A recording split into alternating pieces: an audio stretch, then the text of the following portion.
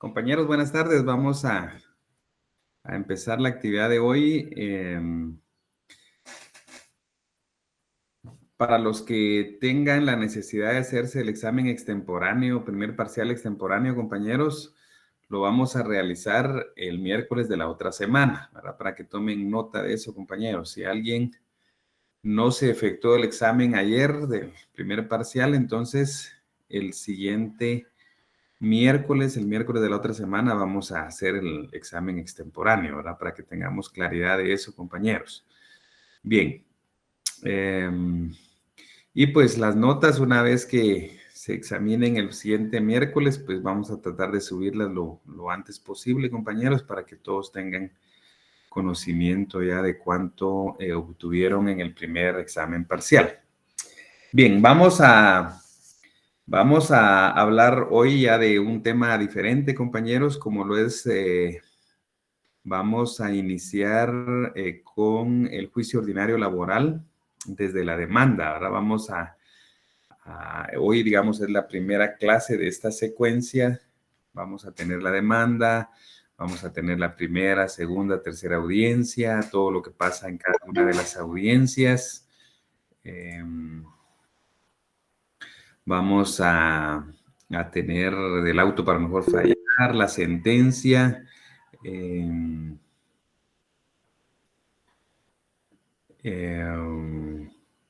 Bien, alguien pregunta ahí sobre, dice un correo a la coordinación con la justificación para realizar el examen. Vamos a ver lo que dice. Siempre traten, compañeros, de ingresar en la forma que la mayor parte lo hace, ¿verdad? Traten de no pedir ingreso de la otra manera porque es complicado, lo hemos dicho ya en otras oportunidades, compañeros. Entonces, el compañero nos pregunta para los del extemporáneo si tienen que mandar una nota y la justificación a coordinación. Me voy a permitir, compañeros, ver aquí en el chat de la coordinación, a ver si yo me recuerdo que hay algo al respecto. Y así de una vez lo hablamos, compañeros. Coordinación, vamos a ver. Me acuerdo que mandaron una circular sobre esto, vamos a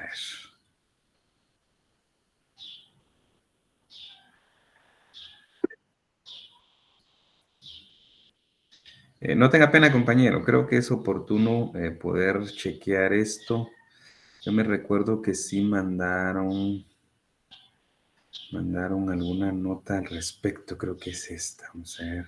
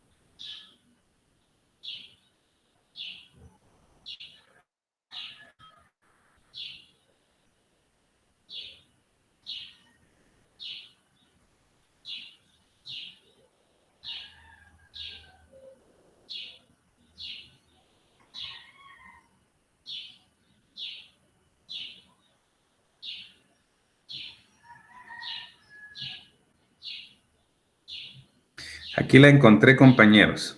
Vamos a darle lectura porque a todos nos interesa, ¿verdad? Que eso es aplicable no solo para este examen, sino para otros, ¿verdad?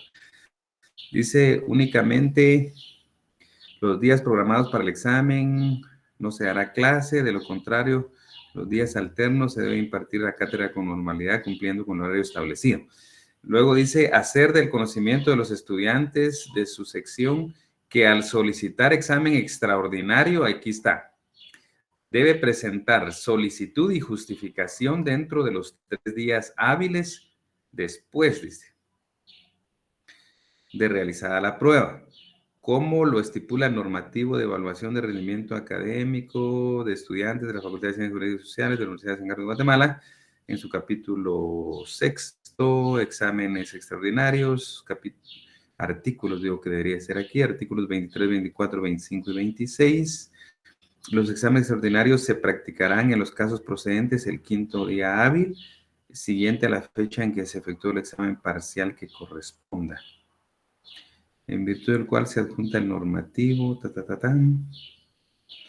Solo dice, compañeros, repitiendo, hacer de conocimiento de los estudiantes de su sección que al solicitar examen extraordinario debe presentar solicitud y justificación dentro de los 3 días hábiles de realizar la prueba, como lo estipula el normativo. Fíjense, compañeros, que no... Bueno, primero no dice que a la coordinación haya que presentar, ¿verdad? Porque yo me recuerdo que antes también los docentes recibíamos eso y se hacía el examen, ¿verdad? Entonces, no necesariamente, digamos, tiene que pasar por coordinación. Y aquí tampoco lo dice, ¿verdad? No dice que deba presentarse a coordinación, solo dice que debe ser dentro de los 3 días de realizar la prueba y dan los fundamentos en el normativo de evaluación, pero no dice que se presente ahí. Entonces, vean, compañeros, no nos compliquemos la existencia. Por mí no hay ningún problema, digamos, los que se vayan a examinar. Si gustan, solo mandemos una nota al chat colectivo que tenemos, ¿verdad? Para saber quiénes o cuántos son, digamos, para efecto de poder realizar la prueba el siguiente miércoles. Pero mándenmela ahí al chat colectivo que tenemos, por favor, para que una notita ahí simple, escaneada, firmada por ustedes, donde digan que no se efectuaron el examen y si ponen alguna razón estaría bien. Pero que sea breve, compañeros, no leemos muchas vueltas ahí en la cuestión. Y así ya sabemos que están cuántos quieren el examen extraordinario. Entonces, hagámoslo así más práctico y no hay problema. Entonces, el otro miércoles vamos a dar la clase y quizás vamos a ver si damos un tiempo posterior a la clase o por ahí para hacer el examen, ¿verdad? Entonces, así lo vamos a hacer, compañeros. No tengan pena. La cosa es que avancemos con esto y que el miércoles ya tengamos las otras calificaciones para que podamos subir todas las notas a los cuadros, ¿verdad, compañeros? También contarles que como ya se habilitaron en el sistema la posibilidad de subir las notas de los exámenes de recuperación, ¿verdad? De retrasadas, entonces ya subimos la primera retrasada del curso anterior, digamos, para los que por alguna razón no estuvieron conmigo o se sometieron al examen. Entonces ya subimos las notas de la primera retrasada del curso anterior, que sería procesal laboral 2, y también ya subimos las notas de procesal laboral 1 del año pasado, ¿verdad? Digamos, el primer semestre del año pasado, que se examinó en agosto y septiembre de 2022, de procesal laboral 1 del año pasado, 2022. Entonces, esas notas no se habían subido, ya se subieron al sistema, ya permitió el sistema hacerlo. Entonces, eso ya estamos al día, compañeros, por si alguien tiene interés o sabe de algún compañero que esté interesado en esas notas, ¿verdad? De primero y segunda retrasada de agosto y septiembre 22, que se refieren al curso procesal laboral 1 del 2022. Y ya la primera retrasada que se hizo ahorita en febrero de este año, que corresponde a procesal laboral 2 del 2022, la primera retrasada también ya está subida la nota, ¿verdad? Para que tomen en consideración. Creo que algunos tuvieron problema porque sobraron exámenes, compañeros, pero ahí ya no podemos hacer nada, ¿verdad? Nosotros como docentes, ¿verdad? Como docentes tenemos las instrucciones que tenemos que ponerle calificación al que aparezca en el listado. Entonces, por ejemplo, en un caso aparecieron como 4 en el listado y yo tenía como 7, 8 exámenes, ¿verdad? Entonces, lógicamente me sobraban algunos, pero ahí ya no se puede subir la nota porque el sistema no permite tampoco estar poniendo nombres o agregando, ¿verdad? Entonces hay que tener cuidado con eso, compañeros, cuando paguen, digamos, retrasadas y todo eso, háganlo lo mejor posible, porque el sistema, si usted paga bien, el sistema lo o la coloca en el listado que corresponde. Y entiendo por lo que dicen en control académico que algunos incluso pagan en dos secciones. Entonces eso hace más confuso el asunto, porque si pagan en dos secciones, entonces el sistema obviamente va a reconocer al primer pago que realice. Si lo realizó bien, el primer pago lo va a colocar. Entonces, aunque pague dos o más veces, esa segunda o tercera vez, por ejemplo, de pago, ya el sistema ya no va a poner su nombre en ninguna otra sección porque ya pagó una vez en una sección. Entonces, tengamos cuidado en eso, compañeros, hagámoslo con toda seriedad y con los datos correctos. Eh, de hecho, nuestra carrera, compañeros, nos exige que tengamos que ser precisos, ¿verdad? No, yo siempre he dicho, por ejemplo, más en el ámbito notarial, compañeros, que el ser humano por naturaleza es imperfecto, pero los notarios tienen que ser perfectos, ¿verdad? Eso es como los médicos, ¿va, compañeros? Tienen que tener perfección en lo que hacen, porque si no, terminan sacándole otro órgano que era el bueno, ¿verdad, compañeros? Y le dejan el malo ahí adentro. Lo mismo ocurre con los notarios, compañeros. Un error notarial puede salir carísimo, tanto para nosotros como notarios como para nuestros clientes, ¿verdad? Hay muchos errores que podemos platicar. Yo me recuerdo, por ejemplo, ustedes creo que ya están viendo notariado, pero uno de los formalismos, de las formalidades esenciales del instrumento público, fíjense que es una formalidad esencial porque eso deviene nulidad, ¿verdad? Si usted no la cumple, puede ser nulo un instrumento, declararse nulo.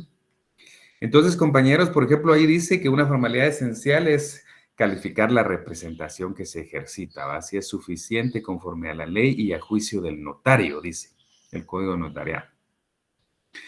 Entonces, no sé si algunos se recuerdan de esta noticia, pero hace muchos años, cuando todo el tema del transurbano y cosas así, que hicieron un contrato con entiendo que había una empresa costarricense y unas guatemaltecas, etcétera, pusieron un contrato donde una notaria hizo ese contrato y se le olvidó calificar la representación, ¿verdad, compañero? Entonces se le olvidó una formalidad esencial. Usted puede hacer un contrato, digamos, de 100 hojas, ¿va, compañeros? Pero si se le olvida un requisito esencial, puede declararse nulo el instrumento, ¿verdad? Entonces, no es la cantidad, compañeros. Eso es como aquello que hay personas que pueden hablar toda la tarde y no le dijeron nada, ¿va, compañeros? Y hay quienes le hablan 15 minutos y dijeron mucho. Entonces, las cosas son así, compañeros, en el ámbito notarial, ¿verdad? Tiene que ser uno muy preciso, muy exacto.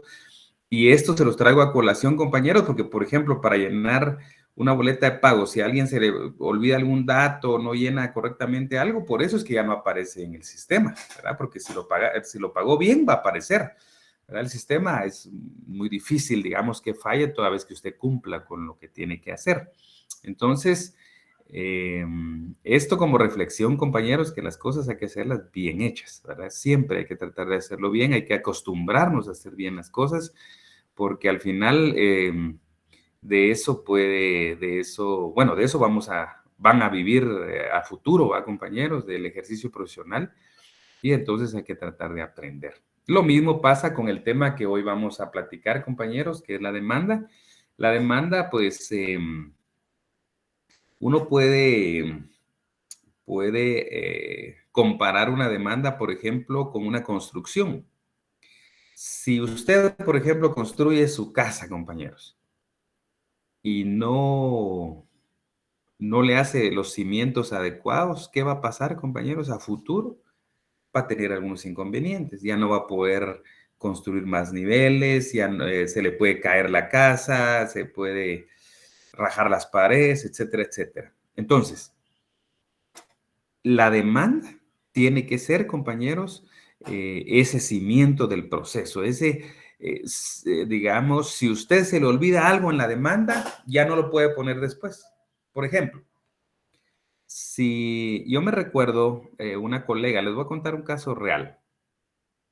Una colega, una amiga, hace como un año me llamó y me dijo, fíjate que nosotros presentamos una demanda de juicio ordinario laboral y ya declararon con lugar la demanda, ya condenaron y todo. Sin embargo, ahora nos damos cuenta que no pedimos la indemnización. Imagínense, compañeros, no pedir la indemnización. Y la indemnización va relacionada con los daños y perjuicios. Y estas dos van relacionadas con la condena en costas procesales. Entonces, si a usted se le olvida la indemnización, se le olvidaron realmente tres cosas, no solo una, ¿verdad? Se le olvidó pedir la indemnización, pero los daños y perjuicios son en relación a no haber pagado la indemnización en el momento oportuno. Y luego las costas procesales, por la forma en que está redactado el artículo 78, relaciona las tres cuestiones: indemnización, daños y perjuicios, costas procesales. Entonces, muchos jueces laborales son del criterio: si se condena a una, se condenan a las tres. Si se absolve a una, se absolven a las tres, ¿verdad? Entonces, hay que tener mucho cuidado. Entonces, ella me decía que se les había olvidado y que querían ver si la podían plantear otra vez, digamos, pidiendo ya solo la indemnización, otro juicio, eh, de que se puede, plantear una demanda. Sí, el problema ahí, compañeros, y yo fue lo que le dije, fue que ya había operado la prescripción.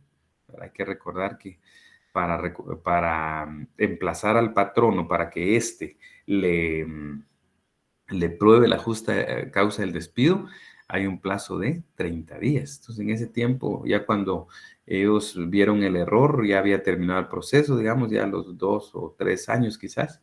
Entonces, es importante, compañeros, no cometer errores. Entonces, por eso la demanda tiene que ser algo muy importante. Ahí sí que ojalá que todos estén presentes en estas clases y que le pongan interés, compañeros. Yo les voy a mandar, en cuanto me sea posible, les voy a mandar una demanda, un modelo de demanda para efecto de que ustedes puedan estudiar y ahí mismo ir viendo cómo se cumplen los requisitos que el Código de Trabajo establece.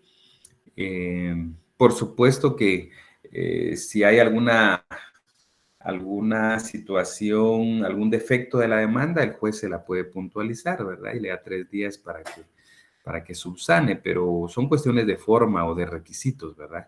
Cuestiones de fondo no le van a pedir porque el juez no adivina, por ejemplo, que usted no pidió las vacaciones y sí debió haberlas pedido, entonces pídalas. Eso no va a pasar. Y por supuesto que si usted no pide algo, pues el juez no puede resolver sobre algo que no fue pedido, ¿verdad? Hay que recordar, compañeros, que uno de los principios que deben observarse en las sentencias es el principio de congruencia, ¿verdad? Entonces, la sentencia que emita el juez de trabajo debe ser congruente con la demanda, con la contestación de demanda, con las pruebas, con todas las constancias que estén dentro del proceso. Entonces, tenemos que tener cuidado, compañeros, que si usted no pide algo, no se lo van a dar, ¿verdad? Porque el juez no es adivino y usted tampoco lo dijo, ¿verdad? Entonces, tenemos que tener mucho cuidado en estos temas, compañeros, y como les decía el otro día, tratemos de ponerle ya mucho interés a esto porque de esto realmente es a lo que nos dedicamos, ¿verdad? Ya en la vida real, ¿verdad, compañeros? En la práctica tribunalicia, pues tenemos que plantear demandas, tenemos que plantear contestaciones de demanda, tenemos que plantear excepciones, tenemos que plantear excusas, recursos, apelaciones, ventilar una segunda instancia, eh, etcétera. Entonces, bueno, un compañero o compañera menciona ahí lo del amparo. Miren, para que ustedes tengan un panorama mental de cómo funciona esto. Ustedes presentan su demanda de juicio ordinario laboral. Con eso se inicia una primera instancia. Y esa primera instancia pues va a terminar con sentencia, ¿verdad? Entonces ahí está la primera instancia. Esa sentencia, si no le parece a alguna de las partes o a ambas partes, pues la van a apelar. Y esa apelación abre la segunda instancia ante una sala de trabajo. La primera, pues la primera instancia es ante un juzgado pluripersonal de primera instancia de trabajo y previsión social. Y la segunda instancia por apelación ante una sala de trabajo, sala de la Corte de Apelaciones de Trabajo y Previsión Social. Bueno, Ahora bien, supongamos que ya se agotaron las dos instancias, primera instancia y segunda instancia. Ustedes saben que constitucionalmente los procesos hasta dos instancias, ¿verdad? No puede haber un proceso de más de dos instancias. Entonces ahí se terminaron las dos instancias del proceso ordinario laboral. Ahora bien, ¿qué pasa? Si alguno de los dos, alguna de las dos partes, normalmente pues es el patrono, ¿verdad? El que está inconforme porque lo condenaron por algo que no lo debían condenar, etcétera. Entonces, en ese caso, compañeros, se puede plantear un amparo en contra de la resolución o la sentencia, perdón, la sentencia en segunda instancia, ¿verdad? Entonces, la autoridad impugnada en la acción constitucional de amparo es la Sala de la Corte de Apelaciones de Trabajo y Previsión Social, que emitió la sentencia en segundo grado, y el acto reclamado es esa sentencia de segunda instancia, y el tercero interesado es la otra parte, ¿verdad? Digamos, si yo soy el patrono y yo presento el amparo, entonces el tercero interesado en el amparo va a ser el trabajador, ¿verdad? Porque está relacionado con el asunto. Entonces, la autoridad, yo voy contra la sala, no contra el trabajador. Ojo con eso. Por eso la autoridad impugnada es la sala. A mí no me gusta lo que hizo la sala, que es una autoridad pública, y entonces yo entiendo que me está afectando mis derechos, y entonces vengo y planteo la acción inconstitucional de amparo. Esa acción se presenta ante la Corte Suprema de Justicia. La Corte Suprema de Justicia conoce en primera instancia de ese amparo, dicta sentencia, supongamos que deniegue el amparo, ¿verdad? Le declare sin lugar la acción de amparo. Entonces esto pasa a la Corte de Constitucionalidad a través del recurso de apelación, ¿verdad? El interesado plantea apelación dentro de las 48 horas, y esa apelación pues hace que el expediente de amparo vaya a segunda instancia de amparo, que sería ante la Corte de Constitucionalidad, que es, como ustedes saben, o si no, pues hay que grabárselo ya, compañeros, que es el único órgano de apelación en materia de amparos, ¿verdad? No hay otro órgano que conozca de apelaciones que no sea la Corte de Constitucionalidad de conformidad con la ley. Entonces, se conoce la segunda instancia en la Corte de Constitucionalidad y se dicta la sentencia, ¿verdad? Entonces, hasta ahí termina todo, compañeros. Después de eso no se puede hacer nada, ¿verdad? Aunque no nos guste, no podemos, aunque estemos inconformes, ya no podemos hacer absolutamente nada.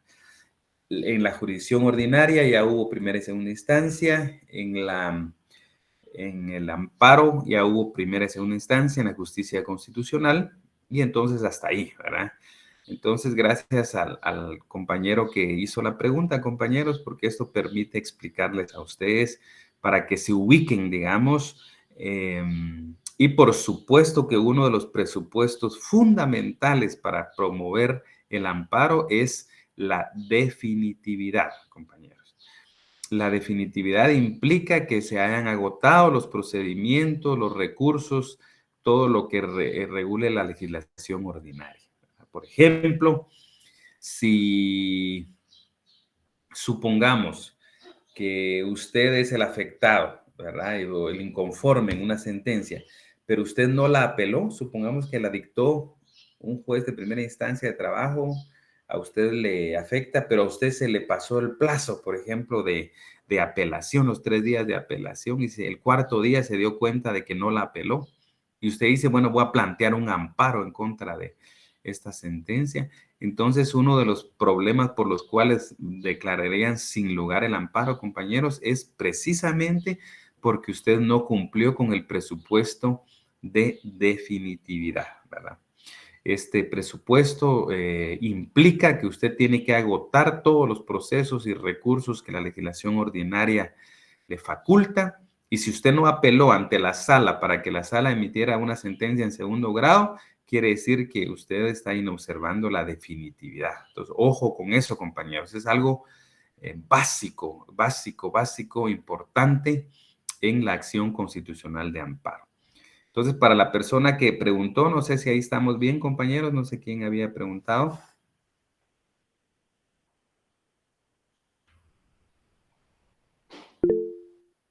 Keila, dígame.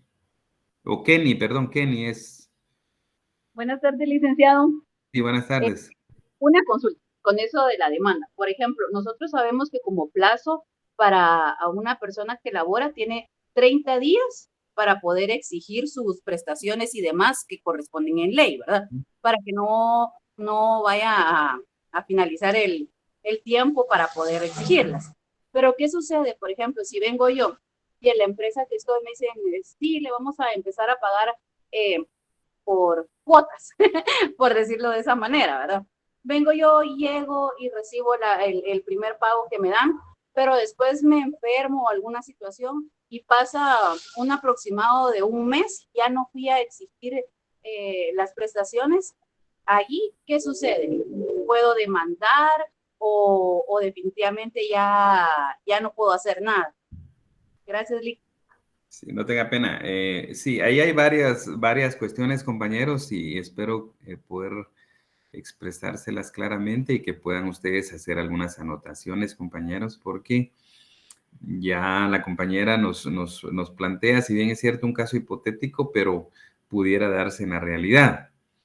Vamos a ir ahí por partes. Entonces, está la figura de la prescripción, ¿verdad, compañeros? Entonces, la prescripción en estos casos hay 30 días, que dicho sea de paso, compañeros, son 30 días hábiles. Ojo con eso, hábiles. O sea que no son 30 días corridos, digamos, no es un mes corrido o calendario, como le dice la ley, ¿verdad? Días calendarios, no son 30 días calendarios, sino son 30 días hábiles. Eso quiere decir que es como casi, ¿verdad? Casi mes y medio, ¿verdad? Cuando se cuenta 30 días hábiles, casi le dan el mes y medio ya corrido, ¿no? Entonces, ojo con eso. Ahora, esos 30 días, ¿para qué son? Esos 30 días, compañeros, durante esos 30 días eh, puede hacer dos cosas. Una cuestión es acudir a la Inspección General de Trabajo en esos 30 días. Si alguien acude a plantear una denuncia de reclamación de prestaciones ante la Inspección General de Trabajo, lo que ocurre es que se interrumpe la prescripción, ¿verdad? Por haber accionado ante el Ministerio de Trabajo. Esto, esto no es obligatorio, es otra idea importante que la notemos o que nos retengamos, compañeros. El agotamiento de la vía administrativa, es decir, la intervención de la Inspección General de Trabajo en un caso de esta naturaleza no es obligatoria. Es decir, que si yo soy el trabajador, yo no estoy obligado a agotar la vía administrativa antes de irme a lo judicial, ¿ya? Ojo con eso, compañeros. Yo puedo irme directo al juzgado a plantear la demanda, ¿verdad? Y solo le digo al juez que no agoté la vía administrativa porque no estoy obligado a agotarla, ¿verdad? Entonces, eso es muy, muy importante porque hay muchos estudiantes que se confunden a veces en eso y creen que siempre tiene que intervenir la inspección y después lo judicial. No. Puede hacerse directamente a lo judicial, planteando su demanda, o puede interrumpir la prescripción a través de una acción ante la Inspección General de Trabajo. Ahora bien, esos 30 días, vean su código, compañeros. Abren su código en el artículo 78.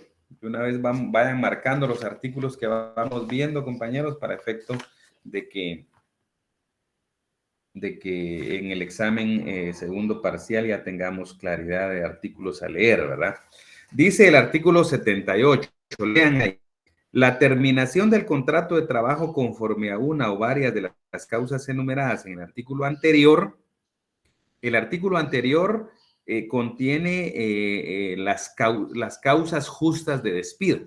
A eso se refiere esto, al artículo 77, porque dice, si se termina por una o varias causas enumeradas en el artículo anterior, que es el artículo 77, donde están las causales de despido, Dice, surte efectos desde que el plazo, surte efectos desde que el patrono lo comunique por escrito al trabajador, indicándole la causa del despido y este cese efectivamente de sus labores.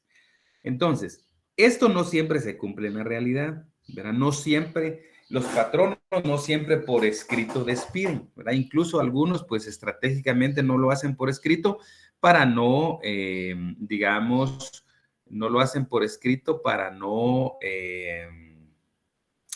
dejar evidencia, no dejar documentación, porque esto es un medio de prueba, ¿verdad? Por ejemplo, si un trabajador viene conmigo y dice, mire, a mí me despidieron y aquí está el oficio de despido o la carta de despido, como quieran llamarle al documento, pero es el despido, la constancia del despido. Lógicamente, ese documento me sirve a mí para incorporarlo al proceso, para demostrar que hubo despido, ¿verdad? Expreso de esa manera, directo. Entonces,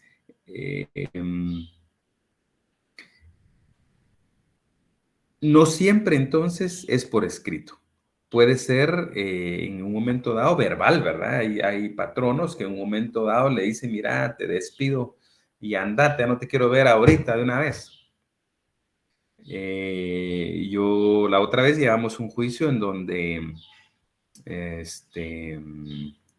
la trabajadora llegó a la empresa, digamos, un día X y el policía ya no la dejó entrar, ¿verdad? Entonces ese era el despido, ¿verdad, compañeros? Porque el policía de la garita le dijo, mire, usted ya no puede entrar, ¿verdad? ¿Y por qué? Porque dice que ya no va a trabajar aquí, ¿verdad? Entonces prácticamente ahí no hay nada escrito, ni directo, ni expreso, ¿verdad, compañeros? Sino que fue el policía el que le avisó, el que ya no la dejó entrar, ¿verdad, compañeros? Entonces ya eso se entendía que era un despido, ¿verdad?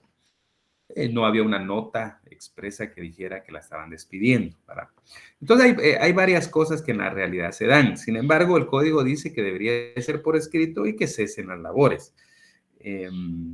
Luego dice, esta es la parte que más nos interesa y que tiene relación con lo que nos dice la compañerita Kenny, que dice, el trabajador goza del derecho de emplazar al patrono ante los tribunales de trabajo y previsión social antes de que transcurra el término de prescripción. Dice que el trabajador puede emplazar o demandar al patrono para que éste le demuestre la justa causa del despido, dice, antes que transcurra el término de prescripción. Entonces, este artículo no nos dice el plazo, ¿verdad? Ojo ahí, ¿verdad? Y ahí podemos hacer una anotación. No nos dice cuánto, solo dice el término de prescripción, pero no nos dice cuántos días. Creo que pudieron haberlo puesto, ¿verdad, compañeros? Pero bueno, así está redactado. Entonces, esto nos hace ir al 260. Vamos al 260, compañeros, donde dice el artículo 260, vamos al 260 del código, dice, los derechos de los trabajadores para reclamar contra su patrono en el caso de despido o por correcciones disciplinarias que se les apliquen, prescribirá en 30 días hábiles contados a partir de la terminación del contrato o desde que se impusieron las medidas correctivas respectivamente. Entonces, ¿qué quiere decir ahí, compañeros? Que tenemos que relacionar el 78 con el 260. Y ahí, en el 260, dice claramente 30 días hábiles. Entonces, no es un mes corrido, sino es más de un mes, ¿verdad? 30 días hábiles. Por supuesto que la ley del organismo judicial dice, compañeros, que si la ley dice 30 días, por ejemplo, si así dijera, se entiende que son hábiles, ¿verdad? Para que sean calendario, tienen que ser clara la norma, ¿verdad? O que estemos en un ámbito diferente. Por ejemplo, en laboral, cuando estemos en procesal colectivo, ahí sí hay un principio que todos los días y horas son hábiles. Entonces, si dice 3 días, son 3 días, incluyendo sábado y domingo o de asuetos, lo que sea, ¿verdad? Pero aquí no. Aquí estamos hablando de 30 días. Ahí dice hábiles y aunque no dijera hábiles por interpretación o aplicación de la ley del organismo judicial, diríamos, compañeros, que son hábiles, ¿sí? Que no se cuentan los días inhábiles. Bien, entonces ahí estamos. Ahora bien, escuchemos bien esto, compañeros. Dice, con el objeto que se pruebe la justa causa en que fundó el despido. O sea, que esos 30 días se interpretan que son para reclamar la indemnización, no todas las prestaciones, ¿ya? Si se le pasan esos 30 días, que ya hemos tenido la oportunidad en tribunales también, compañeros,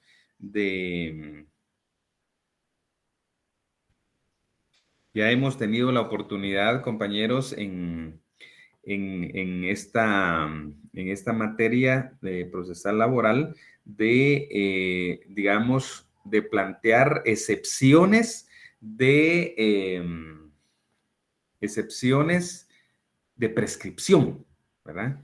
Entonces hay que tomar en consideración, compañeros, que si a usted se le pasan los 30 días para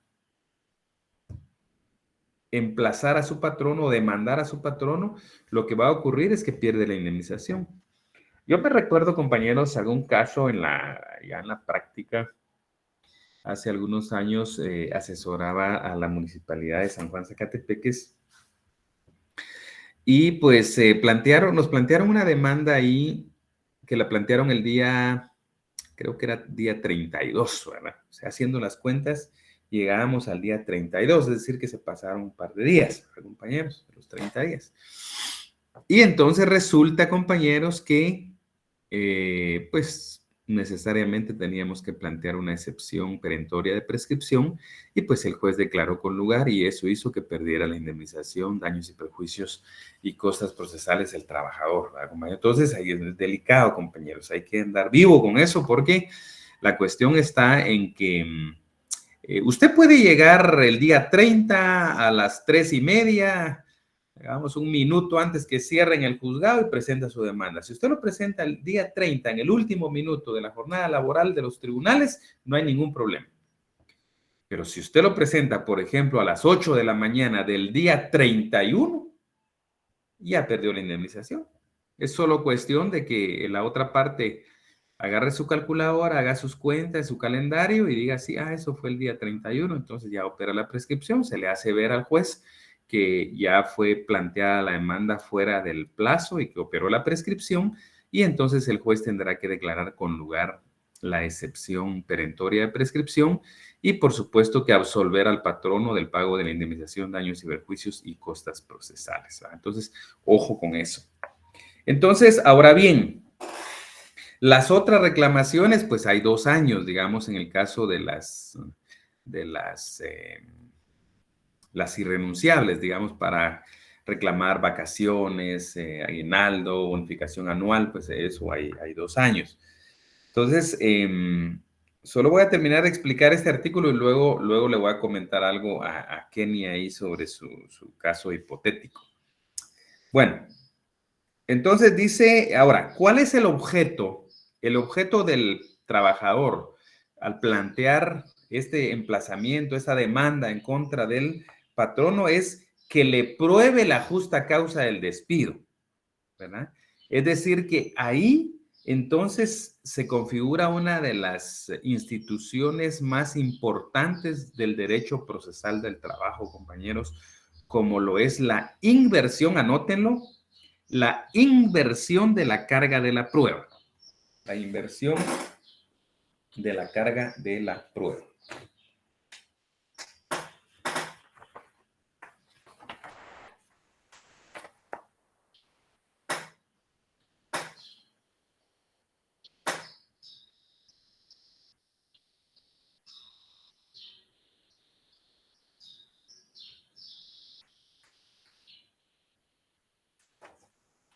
Entonces, vamos a ver un detalle aquí, compañeros, permítanme.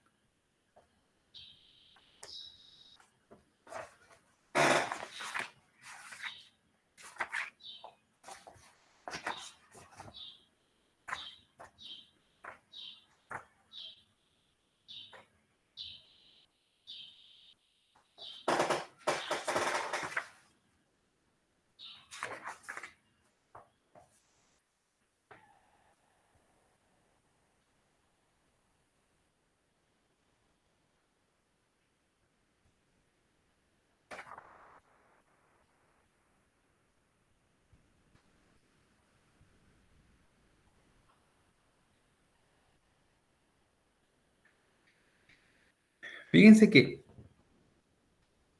tenemos en esto de la prueba, compañeros, para que hablemos algunas generalidades, aunque esto ya lo saben ustedes por los cursos procesales anteriores o teoría general del proceso, que hay un principio que se denomina, anótenlo por ahí, onus probandi.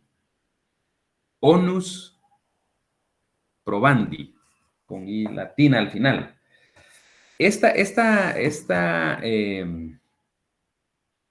locución latina, compañeros, significa quién tiene la carga de demostrar los hechos.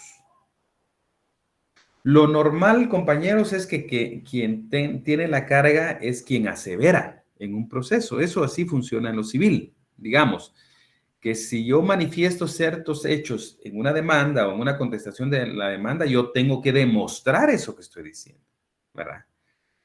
Yo me recuerdo, compañeros, hace algunos años que vimos un juicio ordinario civil en donde la demanda era bien extensa, eran muchísimas hojas y parecía una novela. Relacionaban un montón de hechos ahí, compañeros. Pero al ver la prueba, eran pocos los hechos que demostraban esas pruebas. Entonces, compañeros, no podemos, digamos, en una demanda ser tan extensos y cada vez que usted redacte una demanda y usted redacte los hechos, tiene que relacionar inmediatamente con qué lo va a probar.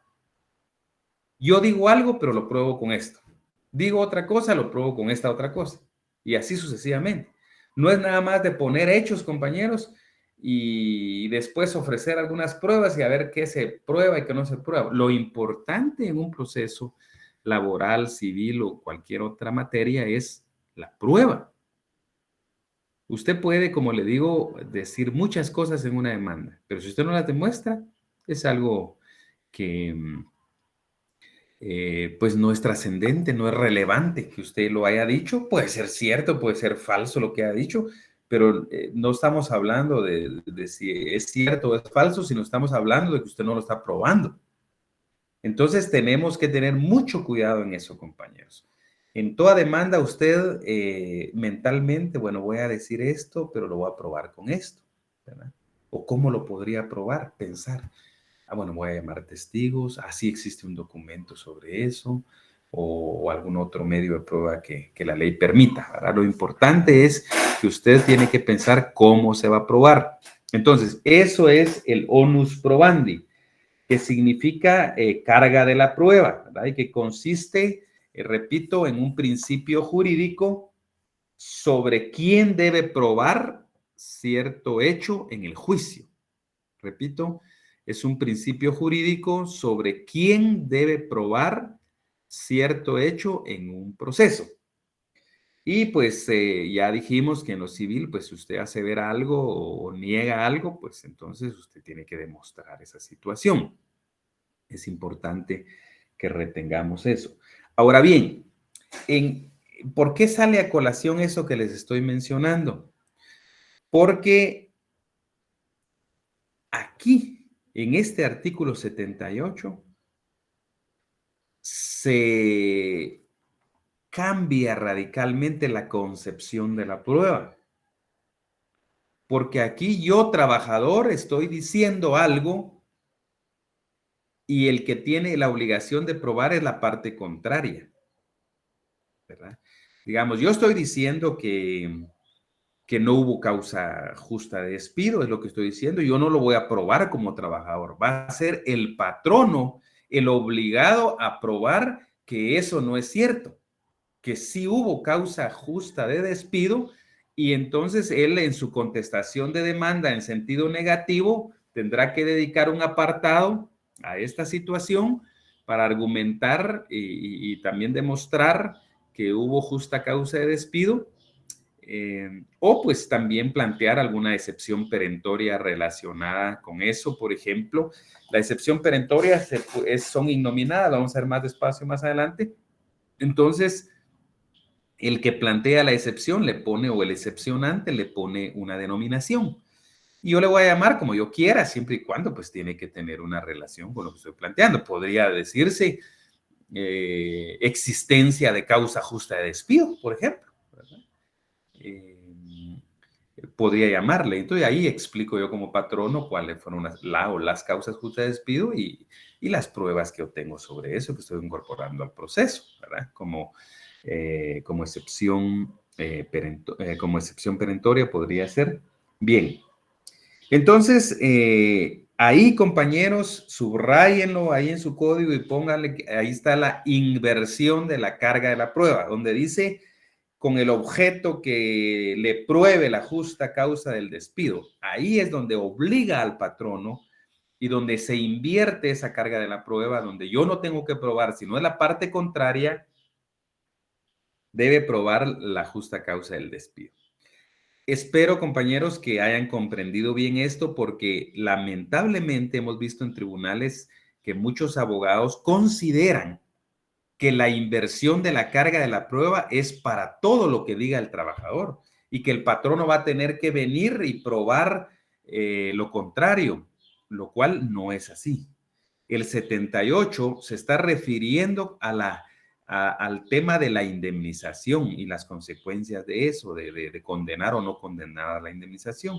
Entonces, la cuestión está en que ahí dice, continuemos, si el patrono no prueba dicha causa, debe pagar al trabajador 2 puntos y dice, inciso A, las indemnizaciones que según este código le pueda corresponder.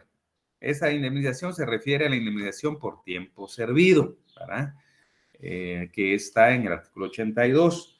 Y luego el inciso B dice, a título de daños y perjuicios, los salarios que el trabajador ha dejado de percibir desde el momento del despido hasta el pago de la indemnización, hasta un máximo de 12 meses de salario.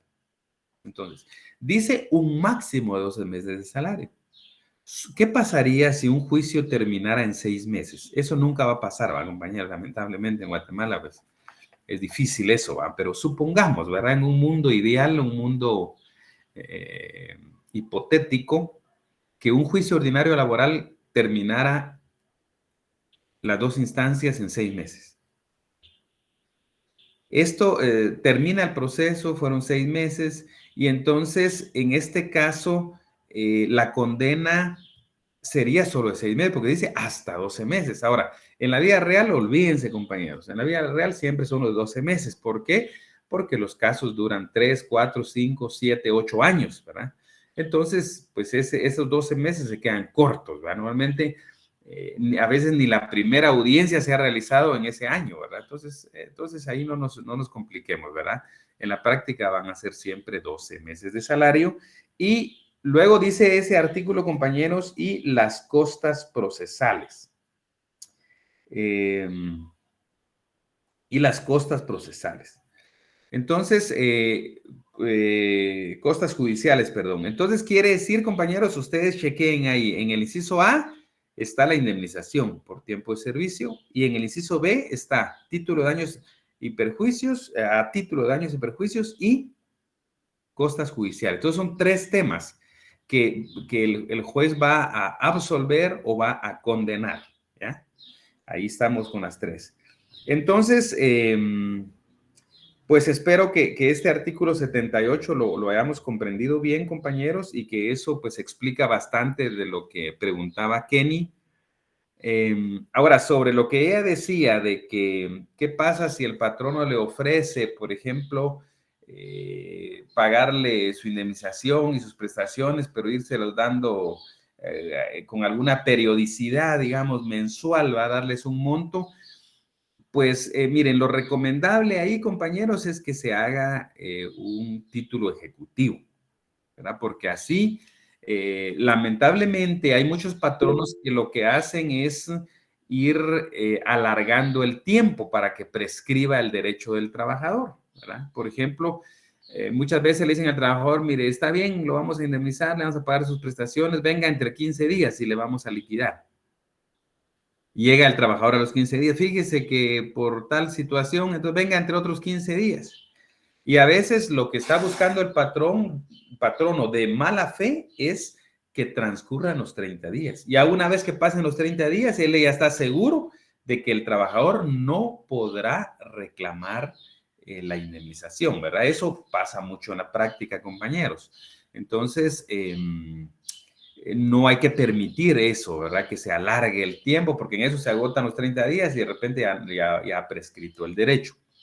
Ahora bien, si se llega a un acuerdo, entonces lo mejor sería hacer un título ejecutivo, ¿verdad? Un título ejecutivo donde se diga, pues yo patrono, me obligo, reconozco que le debo 40,000 de indemnización, 10,000 de tal cosa, 5,000 de tal cosa, y que este es un título ejecutivo, ¿verdad? Que podrá hacerse valer. Entonces, lo pueden hacer para más certeza que alguna autoridad lo haga, ¿verdad? Tal vez pueden ir a la inspección de trabajo y que la inspección haga perfeccione el convenio, y entonces ese es título ejecutivo. Entonces, ante el supuesto que dice Kenny que ya no, digamos, ya no le quieren pagar o ya no llegó el trabajador, etcétera, etcétera, entonces, pues lo que procede ahí en esos casos es que el título puede hacerse valer ya en tribunales, ¿verdad? Vamos a ver, Telma está levantando la mano. Sí, con una consulta, ¿en qué consisten las costas judiciales y cuál es la cantidad, todo eso? Explicarnos un poquito más. Gracias. Muy bien, con mucho gusto. Miren, esto tiene relación con que hay un arancel de abogados, ¿verdad? No sé si ustedes en alguno de los cursos ya lo han leído, ya han estudiado esta ley, pero esta ley de arancel de abogados, de procuradores, etcétera, etcétera, de peritos, digamos que esa ley contempla arancel de varios sujetos. Entonces, las costas procesales consiste en que usted plantea, ya cuando ha terminado un proceso y ya condenaron a costas procesales, usted puede promover un incidente de costas procesales. Y en ese incidente, usted dice, se va al proceso, usted dice, bueno, en este proceso, pues, como estamos hablando de la parte actora, va el trabajador, en este proceso hay una demanda, pues esa demanda según el arancel, pues se puede cobrar de 500 a 1,000 quetzales, entonces por esa demanda que se condene a 1,000 quetzales. Ah, pero fui a 2 audiencias, cada audiencia pues vale tanto y planteé ciertas situaciones, etcétera, etcétera. Todo lo que usted hizo, digamos, en el proceso como parte procesal, usted puede ver si la otra parte se lo reconoce a través de la condena que el juzgado haga. Entonces, el juzgado le va a dar audiencia en ese incidente por 2 días a la parte contraria, y entonces yo ya soy la parte contraria y digo, pero la demanda dice que puede ser de 500 a 1,000 quetzales, pues entonces que se pongan 500, por ejemplo. Usted pidió 1,000, pero yo pido que sean 500. Y tal diligencia, pues no la puede cobrar por tal cosa, en fin, usted puede oponerse, y entonces el juez va a resolver lo que en derecho corresponda y va a decir, entonces, por la demanda es tanto, por la audiencia X es tanto, etcétera, etcétera, y entonces las costas procesales son tantas. Entonces, es así como se determinan las costas procesales, una liquidación, es un incidente de liquidación de costas procesales una vez que ya haya sido condenado una sentencia y que ya sea ejecutoria, ¿verdad? Que esté firme, compañeros, para poder cobrar las prestaciones, las costas procesales. De las costas procesales, cuando el juez de trabajo condena, solo dice condena a costas procesales, no dice cuánto, solo condena a costas procesales. Es en el incidente en donde ya el interesado demuestra en qué gastos incurrió y será el juez el que declara los montos de cada uno de los rubros, y es una situación de rubros, ¿verdad? Demanda 500 quetzales, audiencia 300 quetzales, memorial de tal cosa 200 quetzales, el total es, digamos, de 6,000 quetzales, entonces ese es el monto de las cosas procesales que le van a cobrar al condenado, ¿verdad? Ahí estaríamos, Telma. Así funciona esto de las costas procesales. Gracias. Entonces, quien las paga es la persona que... Vencida en el proceso. La persona vencida, dice la ley del organismo judicial, y las leyes ordinarias se refieren a que la parte que haya sido vencida en juicio es la que debe cubrir las procesales. Entonces, si usted, por ejemplo, es el patrono y el trabajador le planteó una demanda y a usted la condenaron a pagar o declararon con lugar la demanda y la condenaron a costas procesales, pues entonces usted será la que va a responder por esas costas ante la otra parte. Entonces, así en breve, digamos, es la parte vencida la que es condenada a costas procesales. Bien. Entonces, ¿vamos bien hasta aquí, compañeros? ¿O hay alguien que tenga alguna otra inquietud, alguna otra duda?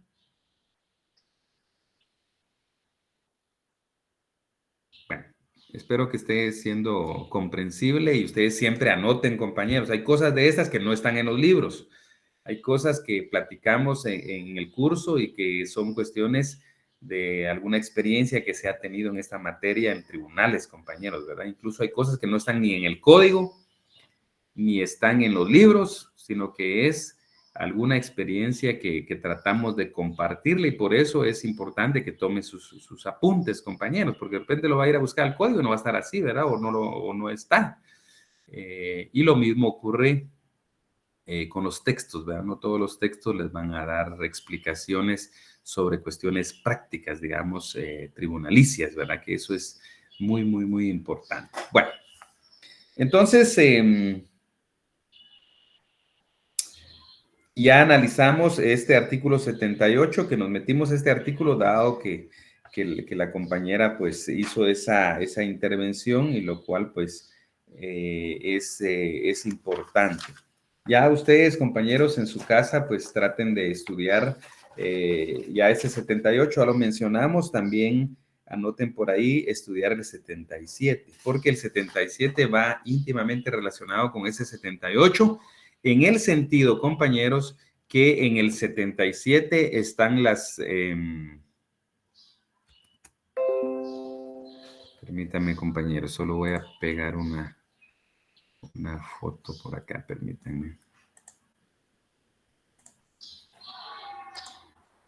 Entonces les decía, compañeros, que hay que, digamos, tomar en consideración que tenemos que estudiar el artículo 77, porque el 78 dice causas relacionadas en el artículo anterior. Entonces no podemos tampoco limitarnos a estudiar el 77 si no vamos a estudiar el 78. Entonces, para comprender bien, leamos los dos, estudiemos los dos para efecto también del segundo parcial, ¿verdad, compañeros? Irse preparando ya ahí. Bueno, entonces volvamos a lo que estábamos platicando, compañeros, que era la demanda.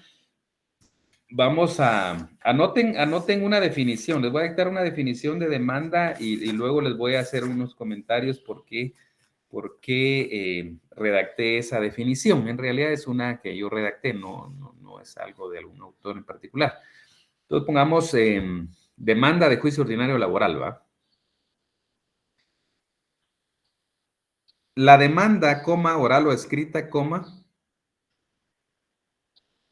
La demanda oral o escrita es el acto jurídico procesal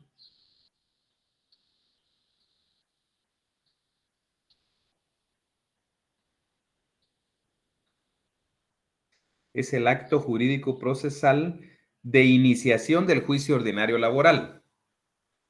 De iniciación del juicio ordinario laboral.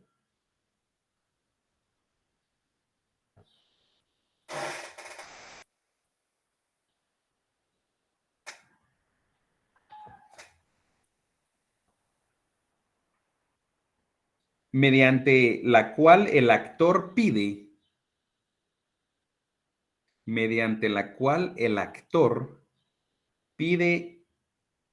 la tutela del órgano jurisdiccional, pide la tutela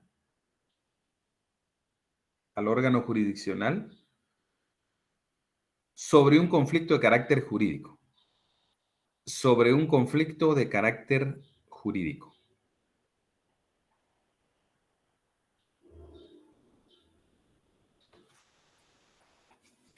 Bien, entonces ahora, ¿por qué decimos? Miren, compañeros, algo que ustedes pueden anotar también es que el derecho de demandar es un derecho subjetivo. ¿Se recuerdan ustedes de eso, verdad? Recuerdan que hay un derecho subjetivo, un derecho objetivo, etcétera, etcétera.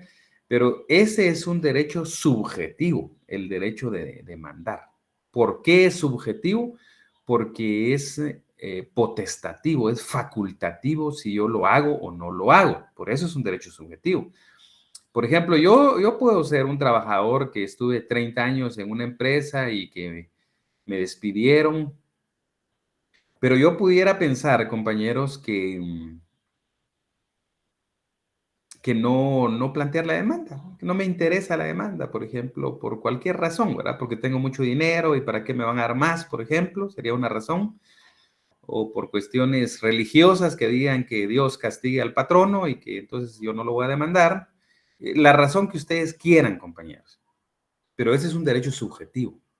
El juez o la inspección de trabajo no va a llegar a su casa a tocarle la puerta y decirle, mire, lo estamos esperando allá para que vaya a plantear la denuncia de reclamación de prestaciones laborales o para que usted plantee su demanda ante el tribunal. Eso nunca va a pasar, ¿verdad? ¿Por qué? Porque es un derecho subjetivo. Yo decido si demando o no demando.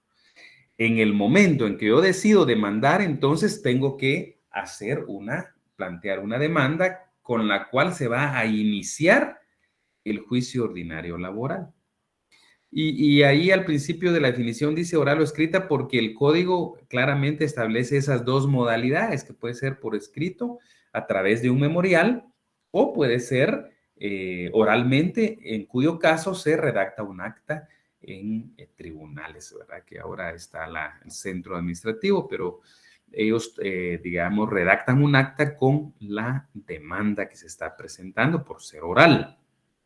Entonces, luego dice, bueno, iniciación del juicio y lo que está pidiendo el actor, pues las pretensiones del actor, que ahí ya sale el primer elemento personal, ¿verdad, compañeros, de la demanda, que es el actor. Hay que recordar que hay un actor y hay un demandado, un actor o demandante y por el otro lado hay un demandado. Entonces, pero en este caso dice que el actor pide la tutela al órgano jurisdiccional. En la definición no dije al juzgado de trabajo, porque no necesariamente va a ser el juzgado de trabajo. Hay demandas en única instancia en donde se presenta ante una sala de apelaciones. Por eso mejor la frase órgano jurisdiccional. Y dice sobre un conflicto de carácter jurídico. Los juicios ordinarios versan sobre asuntos de carácter jurídico. ¿Por qué? O conflictos de carácter jurídico. Porque son derechos que preexisten y que han sido inobservados o incumplidos y que ante ese incumplimiento se plantea el juicio ordinario, ¿verdad? Es un derecho que ya existe. Por ejemplo, a mí no me pagaron la bonificación anual para trabajadores del sector público durante la relación laboral, entonces vengo yo y presento la demanda y reclamo esa bonificación. ¿Por qué? Porque es un asunto de carácter jurídico. Eso ya existe una ley especial laboral en donde se establece la obligación del patrono de pagar una bonificación cada año, ¿verdad? Entonces, por eso se dice que es de carácter jurídico. Entonces, bueno, compañeros, ya por razones de tiempo, pues pienso que ya no vamos a continuar. Les reitero, compañeros, que les voy a mandar en cuanto me sea posible una demanda de juicio ordinario laboral para que ustedes puedan ir estudiando y la tengan presente, imprímanla para tenerla presente, porque en las siguientes clases vamos a agarrar así, bien desmenuzadita la demanda, por qué cada cosa, porque me interesa, es uno de los temas más importantes en esto, compañeros, que aprendamos bien el tema de las demandas, porque pues en un momento dado, ya sea en su práctica o ya en el ejercicio profesional en un momento dado, pues van a necesitar hacer demandas, ¿verdad? Entonces vamos a enfocarnos mucho en la demanda, en la contestación de demanda, en las excepciones, porque no siempre vamos a actuar del lado del actor, ¿verdad? Eso es importante, compañeros. Yo me recuerdo hace muchos años que se le daba mucho énfasis en la facultad a la demanda y a las acciones del actor, pero no necesariamente usted va a asesorar a un actor. Puede ser que usted asesore al demandado, ¿verdad? Entonces también tenemos que verlo desde las dos perspectivas, ¿verdad? Una desde la perspectiva del trabajador y demandante, actor, pero otra perspectiva desde el punto de vista patronal, ¿verdad? Porque Esto, uno no sabe, compañeros, la verdad, cuando uno estudia, pues podría uno decir, bueno, yo siempre voy a asesorar a los trabajadores, pero la vida no necesariamente va a ser así, ¿verdad, compañeros? ¿Qué pasa si usted se gradúa y el primero que llega es un patrono a decir, mire, yo fui objeto de una demanda laboral y quiero que conteste la demanda o que plantee excepciones, ¿verdad? Bueno, quizás no le diga así, ¿verdad, compañero? Por los tecnicismos, pero que me diga, mire, quiero responder a esa demanda, entonces, ¿qué me propone usted? ¿Qué hacemos? Entonces, por eso, compañeros, tenemos que tratar de ponerle interés. Ojalá que cada uno de ustedes tenga el interés de aprender, no tanto de ganar el curso, compañeros, porque no se trata de números, se trata de aprender realmente, ¿verdad? Porque de nada sirve que alguien saque 80, 90, 100 puntos en un curso y no sabe mayor cosa, ¿verdad, compañeros? Porque de repente todos los exámenes fueron de selección múltiple y fue tan suertudo, ¿verdad, compañeros? Que siempre marcó las respuestas correctas, ¿verdad? Entonces tenemos que tener, no ver las cosas con calificaciones, con números, sino la preparación personal que cada uno debe tener. Así, compañeros, no sé si hay alguna duda, si no, pues ahí lo dejamos y nos vemos el siguiente día. El viernes creo que tienen, ya no tienen examen, ¿verdad? El viernes, alguien que confirme, No, licenciado. ya no hay, ¿verdad? Entonces nos vamos a ver el viernes, primero Dios. Entonces es un gusto saludarlos, compañeros, cuídense y nos vemos el viernes.